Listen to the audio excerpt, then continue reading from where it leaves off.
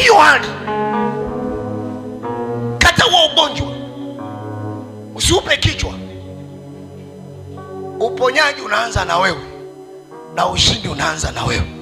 Maandalio ya moyo ni ya mwanadamu, jawabu la uzima linatoka kwa nani? Kama wewe bado hujauandaa moyo katika kupokea ushindi, utapokea, hautakuja kupokea. Kama wewe moyo wako umeuandaa katika kulia, utalia tu. Na duniani ya kuumiza ni mengi. Ya kuumiza yako 100, ya kufurahisha yako 3 katika 100 ya kuumiza. Duniani ya kuumiza yako 100, ya kufurahisha yako 3 katika 100. Kwa hayo mengine yote ni ya kuumiza. Ukiruhusu kuumia kwenye kila jambo, utaumia na mengi, kwa sababu yako mengi ya kuumiza. Cha kufanya ni kusimama na kujiamini. Simama, jiamini,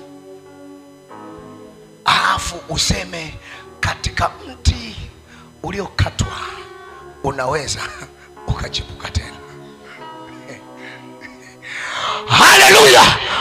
Usijikatie tamaa. Amini, katika mti uliokatwa unaweza ukachipuka tena, kwa sababu kwenye mti uliokatwa bado liko tumaini. Sio kama unanielewa. Nasema katika mazingira hayo ulionayo bado lipo tumaini. Wamekuasi watu, wanasema tutaona kama atafika. Wewe subiri, waambie subiri ni muone ninavyofika. Si mmekaa huko pembeni mnaona? Subiri muone, na mtahadisiwa, mtaniona nimefika, afu mtauliza amefikeje. Sema amina. Sema tena amina. Mwambie jirani yako zoni, mwambie si wanasubiri waone kama nitafika, wakae pembeni.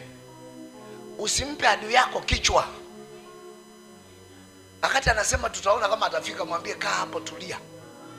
Tena tulia mweko. Kwa sababu yule aliyeanza kazi njema wapi? Moyoni mwangu, sio mwilini. Wapi? Mwilini, moyoni. Wapi? Huyo atafanya nini? Ataitimiza.